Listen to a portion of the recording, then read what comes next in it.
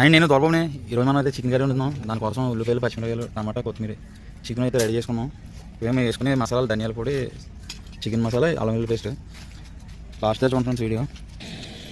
ముందుగా పొయ్యి మీద గిన్నె పెట్టిన మేమైతే ఆయిల్ వేసుకున్నాం. ఇది పౌడర్. ఇది ఆయిల్ కొంచెం వేడికిన తర్వాత ఆనియన్స్ వేయాలి. ఉల్లిపాయలు అయితే బాగా యాడ్ అవుతుంది. అందులో మనం కొంచెం వేగిన తర్వాత సాల్ట్ వేసుకున్నాం. సాల్ట్ వేసుకుంటే మొత్తం వెళ్ళిపోతాయి. ఒక నిమిషం చేద్దాం అందుకని కొంచెం ఏంటండి ఉల్లిపాయలు వేయట్లేదు, చూడలేదా? ఉల్లిపాయలు మొత్తం గంధంలో వెళ్ళిపోతుంది. వేసుకుంటే దాంట్లో మూతుంటే తినలేదు.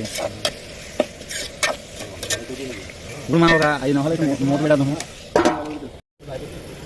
ఉల్లిపాయ అయితే ఎరగానే అయింది. లాభం వెళ్ళి వేసేసాను.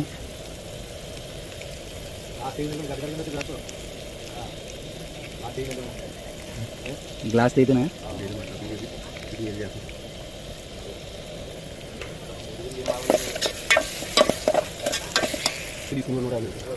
అల్లం వెల్లుల్లి పేస్ట్ అయితే వేగింది. ఇప్పుడు అయితే మనం చికెన్ వేసుకున్నాం. చికెన్ అయితే బాగా మగ్గాలా చూద్దాం. మగ్గిన తర్వాత మనం కారం, మసాలా పొడి అన్నీ వేసుకొచ్చి టమాటాని త్వరగా వంట చేస్తారండి. ఇప్పుడు పసుపు వేద్దాం. కారం, టమాటా ఇప్పుడు వేసుకుని తర్వాత వేద్దాం. ఇప్పుడు అయితే వాటర్ వచ్చి చికెన్ వేద్దాం. కారం అయితే ఒక మరి చిన్న స్పూన్ అయితే 3 స్పూన్లు తర్వాత కావాలి ముందు కావాలి తీసుకున్నాం. ధనియాల పొడి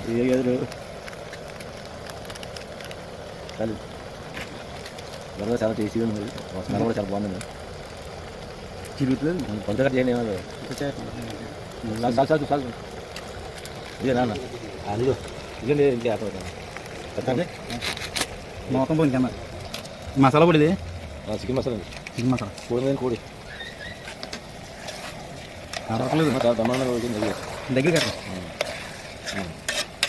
ఇది కొంచెం అయిన తర్వాత టమాటా వేసుకున్నాం. ఇప్పుడు టమాటా వేద్దాం.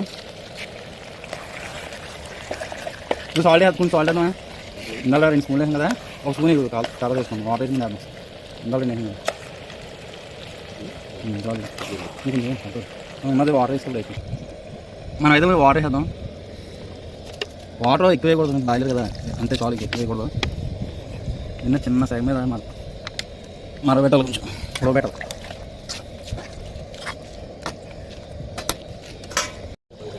చూడండి చికెన్ ఎలా ఉడుకుతుందో. మనం అయితే కొత్తిమీర వేద్దాం. కొత్తిమీర వేసి ఒక 2 నిమిషాలు ఉడకని తినేద్దాం.